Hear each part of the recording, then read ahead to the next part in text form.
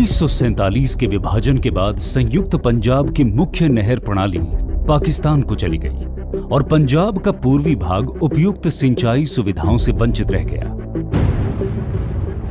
समस्त क्षेत्र प्रकृति के विनाश को झेलने के लिए रह गया। इसलिए भाखड़ा बांध की परिकल्पना की गई। भाखड़ा नंगल परियोजना का निर्माण कार्य आजादी के तुरंत बाद शुरू किया गया ताकि भारत के पक्ष में स्थिति संतुलित की जा सके। वर्ष 1960 में भारत और पाकिस्तान द्वारा सिंधु जल संधि पर हस्ताक्षर किए गए। इस संधि के द्वारा सतलुज, ब्यास और रावी नदी के जल का भारत को और सिंधु, झेलम तथा चेनाब के जल का पाकिस्तान को बंटवारा किया गया।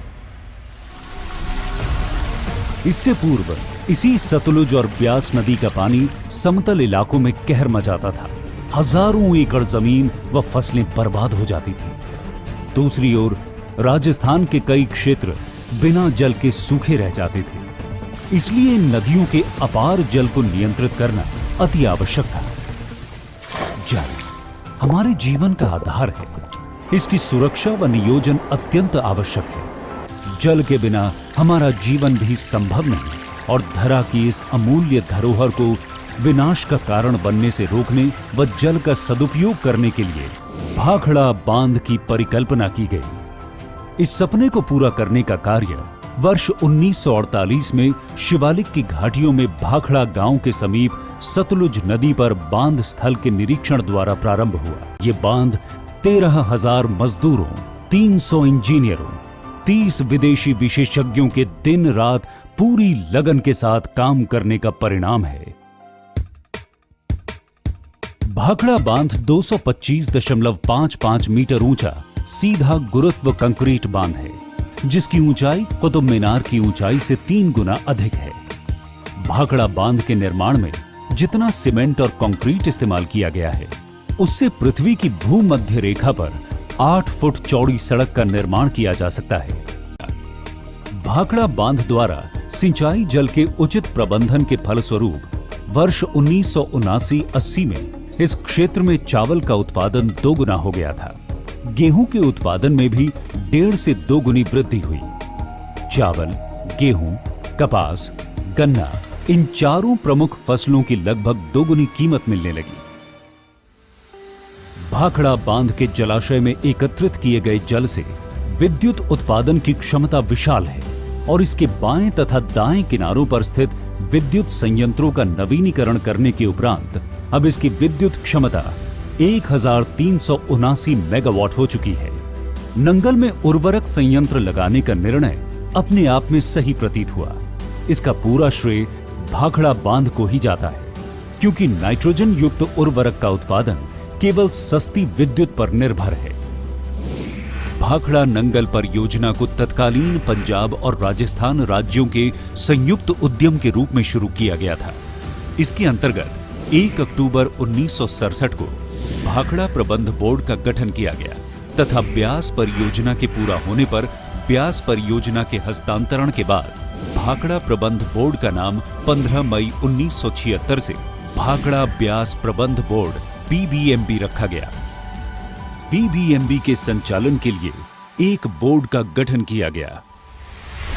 तभी से भाखड़ा ब्यास प्रबंध बोर्ड पंजाब, हरियाणा, राजस्थान, हिमाचल, दिल्ली और चंडीगढ़ राज्यों को भाखड़ा और ब्यास परियोजनाओं से जल तथा विद्युत की आपूर्ति एवं वितरण सुचारू रूप से कर रहा है। इसके अतिरिक्त BBMB परियोजनाओं से क्षेत्र का सामाजिक आर्थिक विकास भी हुआ है, जैसे परियोजनाओं से जुड़े रोजगार के अवसर, बेहतर ऊर्जा और सिंचाई सुविधाएं, बेहतर औद्योगिकरण तथा निचले हिस्सों में बाढ़ जैसी परिस्थितियां पैदा होनी बंद हो गई। नंगल बांध भाखड़ा बांध से 13 किलोमीटर नीचे की तरफ स्थित है। ये बांध 29 मीटर यानी 95 फीट ऊंचा है। इसमें 26 गेट प्रत्येक 9.14 मीटर यानी 30 फीट चौड़े और 28 फीट ऊंचे हैं। इसे इस तरह से निर्मित किया गया है कि इसमें 9,910 क्यूबिक मीटर पर सेकंड बाढ़ का पानी निकाला जा सके। नंगल बांध से सतलुज के जल को विद्युत व कृषि कार्यों के लिए नंगल हाइडल चैनल द्वारा मोड़ दिया जाता है। यहां से जल निकलकर चैनल के रास्ते में उपलब्ध प्राकृतिक फॉल का उपयोग करते हुए गंगूवाल और कोटला में विद्युत उत्पादन के प्रयोग में लाया जाता है। नंगल हाइडल चैनल पर 2 विद्युत घरों का निर्माण किया गया है, जिनसे 153.73 मेगावाट बिजली का उत्पादन किया जाता है। ये चैनल डाउनस्ट्रीम में भाखड़ा मेन लाइन के नाम से जानी जाती है। इस लाइन के माध्यम से राजस्थान, हरियाणा और पंजाब के समतल कृषि इलाकों में सिंचाई के लिए जल उपलब्ध होता है। भाखड़ा बांध पूरा होने से पहले ही ब्यास सतलुज लिंक का कार्य प्रारंभ हो गया था। इस परियोजना के लिए ब्यास नदी के पानी को पंडोह पर रोका गया और फिर देहर बिजली घर से गुजारकर पुनः सतलुज नदी में डाला गया, जो अंततः गोविंद सागर में जाकर मिलता है। इस काम के लिए ब्यास नदी पर मंडी शहर से 21 किलोमीटर ऊपर पंडोह बांध का निर्माण किया गया। पंडोह जलाशय से बग्गी नियंत्रण कार्यस्थल तक ब्यास के जल को एक सुरंग द्वारा लाया जाता है। ये भारत का पहला इंटरलिंकिंग प्रोजेक्ट है जो ब्यास और सतलुज नदियों के पानी को जोड़ता है। देहर विद्युत संयंत्र पर वास्तविक लोड के लिए वांछित आपूर्ति और जल संवाहक प्रणाली में डिस्चार्ज के बीच भिन्नता में सामंजस्य बनाए रखने के लिए पानी के भंडार की व्यवस्था करने हेतु जल विद्युत चैनल के छोर पर 4083 एकड़ फीट भंडार क्षमता के एक संतोलक जलाशय का निर्माण किया गया है। यहाँ से ब्यास का पानी सुंदरनगर सतलुज सुरंग से लगभग 12 किलोमीटर का रास्ता तय करते हुए देहर विद्युत संयंत्रों तक पहुँचता है। ये विद्युत संयंत्र राष्ट्रीय राजमार्ग 21 पर सलापड़ नाम की जगह पर सतलुज के किनारे पर स्थित है, जिसमें 165 मेगावाट प्रत्येक के 6 उत्पादक यूनिट लगे हैं।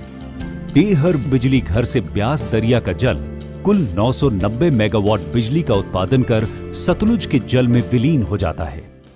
हिमाचल प्रदेश के कांगड़ा जिले में ब्यास नदी के दाएं किनारे पर एक छोटे से गांव पोंग में स्थित एक और बांध की मुख्य रूप से राजस्थान, पंजाब और हरियाणा में सिंचाई के लिए जल की आवश्यकता की पूर्ति के लिए परिकल्पना की गई थी।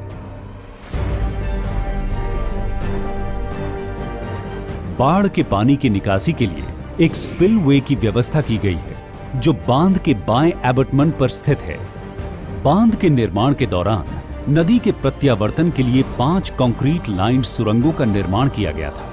पर्यावरण सुरंगों के रूप में उनको कार्यरूप देने के उपरांत सिंचाई की निकासी को नियंत्रित करने के लिए इन सुरंगों में से 2 सुरंगों को आउटलेट्स में परिवर्तित किया गया है और बाकी 3 सुरंगों को पावर हाउस की 6 मशीनों को जल आपूर्ति के प्रयोग में लाया जाता है। इस बांध के बिजली घर का अपग्रेडेशन करने के बाद अब इंस्टॉल्ड कैपेसिटी 396 मेगावाट हो गई है। बीबीएमबी द्वारा अपनी परियोजनाओं पर स्कूल, अस्पताल तथा तलवाड़ा में एक रॉक गार्डन का निर्माण भी किया गया है। भारत की ऊर्जा व कृषि आवश्यकता को पूरा करने हेतु बीबीएमबी द्वारा प्रतिवर्ष 28 मिलियन एकड़ फीट जल पंजाब, हरियाणा और राजस्थान को सप्लाई किया जाता है।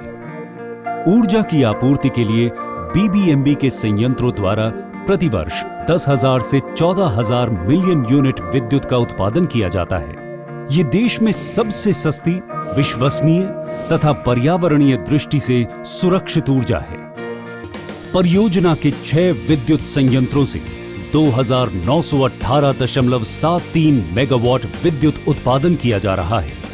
परियोजना के कुल 24 उपकेंद्र, जिनमें से 3 उपकेंद्र 400 केवी, 17 उपकेंद्र 220 केवी, 2 उपकेंद्र 132 केवी और 2 उपकेंद्र 66 केवी उत्पादन क्षमता के स्थापित किए गए हैं। बीबीएमबी द्वारा आज 3,705 सर्किट किलोमीटर में फैली ट्रांसमिशन प्रणाली द्वारा विद्युत वितरण का कार्य किया जा रहा है।